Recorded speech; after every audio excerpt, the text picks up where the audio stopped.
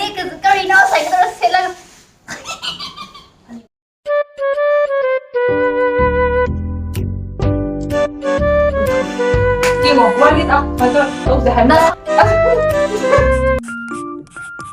Hi guys, welcome back to my channel. It's me Teresa. Ado मैं ngasi की video से दे तो khetchi am जानिंग बगी khetchi थीरगा चावा की video इधो इन्हें दो first thing first Derma Vive की hydra cleanser से ना आई माय हाना ताथोक तो इन्हें Hi, 이러서 별로이래 이제 또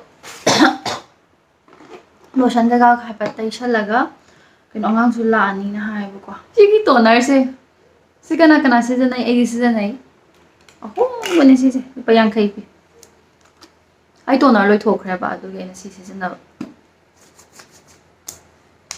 NEUTRIDERM 기 moisturizing lotion se si lotion se hana tairani aduga kabak sabak makeup happy tawrani sise nungai mo haidi khoi di mai jama olingo to thok mi ni ne makeup kuma taw kanda khara mild oi ba sise nungai de primer ki type tu taw ba sise aduna gear kan atop yam extra hapa ki dress ko tum ya mai oi ba ni star se guring hidak se modi tha ba ya je se muk tairani aduga makeup ko ga pa tawsan ki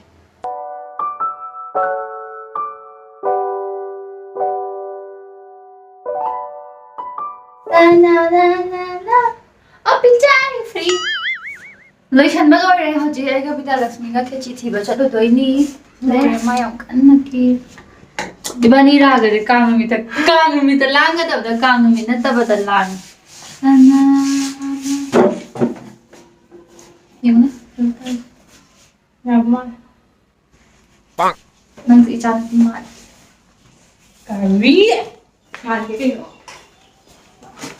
Mani khechi leibam chalura ge thi rukhi ge koi thi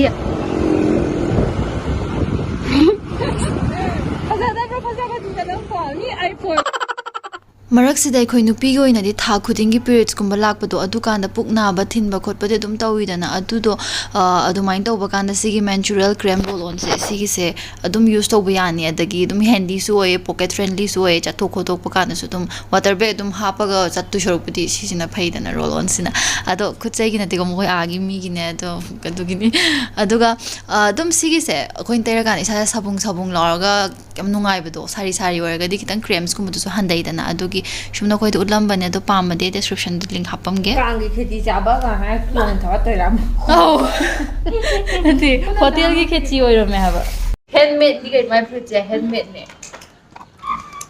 good za do ro bane hoje honey curry now sai ga sela mai di kang gi mai pa lam ni na ke ji ha biro khabai ma lotion How would you do that? How yeah. How you never have the how do man driver? Jack the Jack the young and has some more and make it your room. Oh, this is Jagany Jarsi go. My house, I know what I'm right. No. Wala da khechi phang re ba du wang khai rom na mu chala khechi jamuk lo re ano hotel ki khechi oira me du chak ta ai thung ba do si pot se hambra chaman le ba chaman ba ta ba yen yaw ram thra ba kwa pu pa su ya re ilu je ma ne ngasi ibani gi ra ga ni ba sum bit to ti si tok sana mi uti ya ma ni sa ga ji sao si ya ta mo ta Akan, boleh. Iya. Selesai. Ni bodong tu. Minum, tapi lah. Lah. Jaya. Hey. Oh, dia tak ni. Ni zaning iba. Hai. Keti je thoma. Jam hau dia tu si cari ngam hau deh. Si di joker keti ni. Keti cuma tu ya. Lau. Ada hau. Lau mesti hai. Ciri sakti yang orang hau ni. Man. Nang chance. Ichau na lang ba dukan na din. Ay iso lang ba kina ni mo. Ay na mina ko tara ki hapon ha ga. Sako. Ate puta lagi ka nang tundri. Wala. Mayang sum khara hapon ko tara mo ki hapon ha ba ne. Haje puta lagi ka nang tundri ki kana. ꯕꯧꯁꯤ ꯍꯦꯟꯅ ꯍꯥꯎꯋꯦꯗ ꯃꯤꯅ ꯍꯥꯞꯄꯣ ꯍꯥꯏꯗꯣ ꯃꯥ ꯈꯤꯇꯪ ꯍꯥꯞꯄꯤꯒꯗꯕꯅꯤꯗꯅ ꯗ꯭ꯔꯣꯏꯡ ꯑꯩꯈꯣꯏꯗꯤ ꯃꯨꯛꯕꯥꯡꯁꯨ fail ꯑꯣꯏꯔꯕꯅꯤꯅ ꯍꯩꯅꯧꯁꯦ ꯑꯃꯨꯛ ꯆꯥꯔꯦ ꯑꯩꯅ ꯑꯊꯣꯏꯕꯤꯁꯦ ꯃꯣꯏ ꯃꯃꯥꯗ ꯑꯊꯣꯏꯕꯤꯁꯦ ꯉꯁꯤꯗꯤ ꯈꯦꯆ꯭ꯔꯤ ꯀꯧꯕꯤꯒꯦ ꯀꯥꯏꯅ ꯀꯩꯅꯣꯗꯤ ꯊꯩꯕꯣꯡꯗꯨꯗꯤ ꯊꯩꯕꯣꯡꯗꯣ ꯍꯥꯎꯅꯤ ꯊꯩꯕꯣꯡꯗꯣ ꯂꯩꯔꯦ ꯁꯤꯁꯦ ꯆꯥꯟꯅꯗ꯭ꯔꯁꯨ ꯑꯗꯨꯝ ꯆꯥꯟꯅꯗꯕꯅꯦ ꯆꯥꯏꯌꯦ ꯊꯩꯕꯣꯡꯗꯣ ꯍꯦꯛ ꯆꯥꯃꯨꯔꯣ ꯈꯔ ꯆꯥꯏꯌꯦ ꯀꯔꯤ ꯈꯔ ꯆꯥꯕ ꯌꯥꯏ ꯀꯥꯏꯅ ꯌꯥꯝ ꯆꯥꯕ ꯌꯥꯏ ꯍꯥꯎꯋꯦ ꯍꯥꯏꯒꯗꯕ ꯁꯤ ꯌꯥꯝ ꯆꯥꯕ ꯌꯥꯏ ꯈꯦꯆꯤ ꯆꯥꯗꯧꯔꯕꯅꯤ ꯈꯔ ꯐꯅꯦꯛꯀ ꯐꯨꯔꯤꯠꯀꯁꯨ ꯐꯖꯕꯒ ꯁꯦꯠꯂꯒ ꯅꯪꯅ ꯐꯅꯦꯛ ꯄꯨꯔꯛꯑꯣ ꯍꯥꯏ ꯅꯠꯇ꯭ꯔꯥ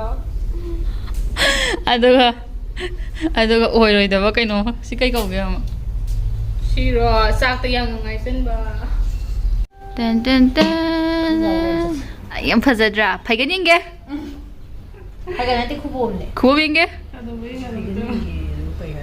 ꯑꯗꯨꯅꯦ ꯀꯩ ꯍꯥꯏꯔꯤꯅꯤꯗ ꯅꯪꯗꯣ ꯏꯖꯦꯅ ꯑꯣꯏꯕ ꯊꯕꯛ ꯇꯧꯒꯦ ꯍꯥꯏꯔ ꯅꯥꯆꯣꯝꯁꯤꯅ ꯐꯖꯔꯤꯕ ꯄꯤꯡ ꯃꯆꯨꯒꯤ ꯀ꯭ꯂꯤꯞꯁꯤꯒ ꯅꯪ ꯌꯥꯝ ꯎꯁꯤꯠꯇꯕ ꯇꯧꯔꯛꯀꯅꯨ ꯌꯥꯝ ꯐꯥꯎꯔꯕ ꯅꯨꯄꯤ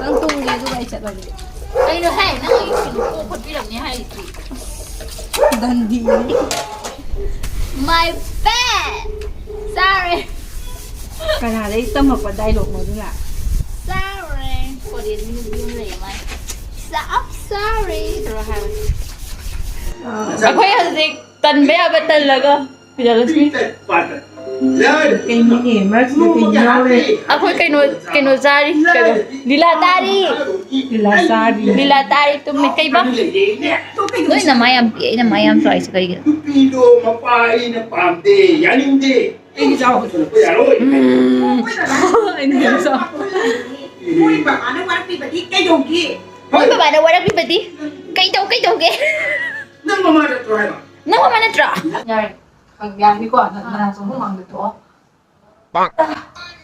ꯗ ꯆꯪꯉꯛꯄ ꯀꯥꯟꯗ ꯑꯩꯒ ꯕꯤꯗ꯭ꯌꯥꯂꯛꯁꯃꯤꯒꯗꯣ ꯔꯤꯜꯁ ꯅꯝꯁꯦ ꯈꯣꯠꯁꯦꯅ ꯍꯥꯏꯅꯕꯅꯦꯕꯀꯣ ꯍꯥꯏꯗꯤ ꯁꯤꯒꯤ ꯔꯤꯜꯁꯁꯦ ꯕꯤꯗ꯭ꯌꯥꯂꯛꯁꯃꯤꯅ ꯌꯥꯝ ꯊꯋꯥꯏ ꯌꯥꯎꯅ ꯃꯥꯅ ꯌꯥꯝ ꯅꯝꯅꯤꯡꯉꯦꯅ ꯍꯥꯏꯕ ꯔꯤꯜꯁꯅꯦꯕ ꯑꯗ ꯑꯩꯅ ꯁꯨꯝ ꯅꯥꯀꯟꯗ ꯀꯔꯟ ꯁꯨꯝ ꯇꯥꯕ ꯑꯗꯩ ꯃꯥꯁꯦ ꯂꯥꯁꯇ ꯁꯥꯎꯔꯛꯄꯅꯦꯕ ꯈꯪꯕ꯭ꯔꯥ ꯅꯪ ꯑꯩꯅ ꯉꯁꯥꯏꯗ ꯃꯦꯅꯦ ꯑꯗꯨ ꯇꯧꯁꯦ ꯍꯥꯏꯔꯦ ꯍꯥꯏꯕ ꯃꯤ ꯉꯥꯡꯒꯤ ꯇꯧ ꯁꯨꯃꯥꯏꯅ ꯇꯧꯔꯒ ꯇꯧꯁꯦ ꯍꯥꯏꯕ ꯅꯁꯝꯗꯣ ꯁꯥꯡꯕꯗꯤ ꯐꯩ ꯑꯩ ꯇꯧꯔꯒ ꯑꯗꯨꯗꯤ ꯑꯩ ꯇꯧꯒꯦ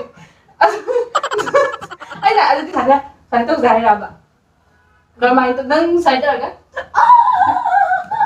ꯀꯩꯅꯣ ꯑꯩꯅ ꯍꯥꯏꯕꯗꯤ ꯑꯗꯨ ꯅꯠꯇꯦ ꯁꯨꯃꯥꯏꯅ ꯇꯧꯔꯒꯅꯦ ꯁꯨꯃꯥꯏꯅ ꯇꯧꯔꯒ ꯇꯧꯔꯔꯣꯏꯁꯦ ꯍꯥꯏꯔꯕ ꯇꯧꯔꯣꯅꯦꯅ ꯑꯩ ꯇꯧꯔꯒꯦ ꯑꯗꯨ ꯌꯥꯏꯗꯨꯗꯤ ꯁꯨꯃꯥꯏꯅ ꯇꯧꯕꯗ ꯑꯩꯅ ꯍꯥꯏꯗꯨꯗꯤ ꯁꯥꯟꯅꯔꯒ ꯑꯗꯨꯁꯨ ꯇꯧꯗꯦ ꯑꯗꯨꯅ ꯀꯣꯟꯅ ꯍꯥꯏꯕ ꯑꯗꯨꯅ ꯀꯣꯟꯅ ꯐꯤꯔꯣꯜ ꯐꯖꯕ ꯁꯦꯠꯂꯀꯥꯟꯗ ꯇꯧꯅꯕꯅꯦ ꯁꯨꯃꯥꯏꯅ ꯇꯧꯒꯅꯨ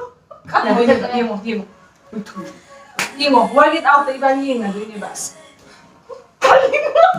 ꯀꯩꯅꯣ ꯌꯥꯝ ꯐꯥꯎꯋꯦ ꯍꯥꯏꯒꯗꯣꯏ ꯃꯤ ꯁꯥꯏꯗꯩꯁꯤꯗꯤ ꯅꯪꯒ ꯇꯧꯔꯒ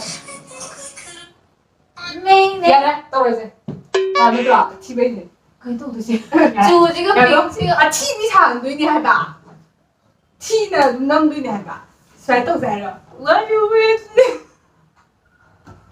ꯍꯧꯔꯒꯦ Why is my face more beautiful than my face? ꯍꯧꯔꯒꯦꯀꯣ ꯌꯥꯗ꯭ꯔꯒ ꯂꯤꯂꯥ ꯌꯥꯝ ꯑꯦꯛꯇꯤꯡꯁꯦ ꯑꯦꯛꯇꯤꯡꯗꯤ ꯁꯥꯏꯟ ꯇꯧꯅꯩꯕ ꯁꯥꯏꯟ ꯇꯧꯋꯦꯕ ꯅꯪꯒꯤꯗꯨꯅ ꯃꯔꯝ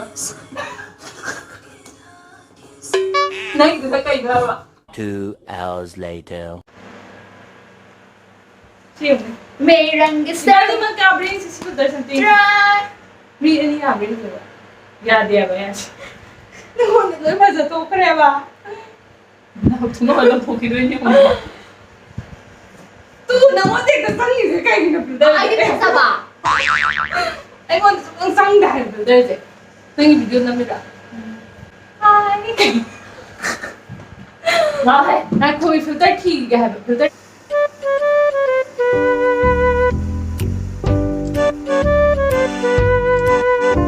ꯀꯩꯅꯣ ꯍꯦ ꯅꯪ ꯅꯃꯥꯏ ꯁꯨꯝ ꯍꯟꯊꯒꯦ ꯑꯩꯅ ꯏꯄꯥꯛ ꯄꯥꯛꯄ ꯏꯆꯥꯎ ꯆꯥꯎꯒꯩ ꯁꯤ ꯅꯨꯃꯤꯠꯁꯦ ꯈꯦꯆꯤ ꯌꯥꯝ ꯆꯥꯅꯤꯡꯕ ꯅꯨꯃꯤꯠ ꯑꯗꯨꯕꯨ ꯈꯦꯆꯤꯗꯣ ꯐ꯭ꯂꯣꯞ ꯆꯠꯈ꯭ꯔꯦ ꯑꯗꯨꯒ ꯑꯗꯨꯝ ꯔꯤꯜꯁꯀꯨꯝꯕ ꯅꯝꯃꯒ ꯑꯗꯨꯝ ꯂꯣꯏꯁꯟꯕ ꯅꯨꯃꯤꯠꯇꯣ ꯑꯣꯏꯌꯦ ꯑꯗꯣ ꯀꯩꯒꯨꯝꯕ ꯑꯗꯨꯝ ꯑꯩꯒꯤ ꯚꯤꯗꯤꯑꯣꯒꯨꯝꯕꯁꯦ ꯑꯗꯨꯝ ꯅꯨꯡꯉꯥꯏꯕꯒꯨꯝꯕ ꯌꯥꯎꯔꯒꯗꯤ ꯂꯥꯏꯛ ꯇꯧꯕꯤꯔꯝꯃꯣ ꯑꯗꯨꯒ ꯆꯦꯅꯦꯜꯁꯦ ꯁꯕꯁꯀ꯭ꯔꯥꯏꯕ ꯇꯧꯗ꯭ꯔꯤꯕ ꯑꯣꯏꯔꯒꯁꯨ ꯁꯕꯁꯀ꯭ꯔꯥꯏꯕ ꯇꯧꯕꯤꯔꯝꯃꯣ ꯑꯗꯨꯒ ꯑꯩꯗꯣ ꯅꯥꯎꯕꯤꯒꯤ ꯃꯅꯥꯛꯇ ꯆꯠꯇꯣꯔꯦꯕꯀꯣ ꯑꯗꯣ ꯃꯉꯣꯟꯗ ꯄ꯭ꯔꯦꯡꯀꯨꯝꯕꯁꯨ ꯈꯔ ꯇꯧꯅꯤꯡꯉꯦ ꯑꯗꯣ ꯀꯩ ꯄ꯭ꯔꯦꯡ ꯇꯧꯗꯣꯏꯅꯣ ꯈꯣꯠꯇꯣꯏꯅꯣ ꯍꯥꯏꯕꯗꯣ ꯍꯥꯏꯐꯦꯠ ꯍꯥꯏꯕꯤꯔꯛꯎꯅꯦ ꯑꯗꯨꯝ ꯁꯤꯗ ꯍꯥꯏꯗ꯭ꯔꯁꯨ ꯃꯦꯁꯦꯁ ꯍꯥꯏꯔꯁꯨ ꯀꯩꯁꯨ ꯀꯥꯏꯗꯦ ꯑꯗꯣ ꯃꯌꯥꯝ ꯉꯁꯤꯒꯤꯗꯤ ꯂꯣꯏꯁꯜꯂꯒꯦ ꯕꯥꯏ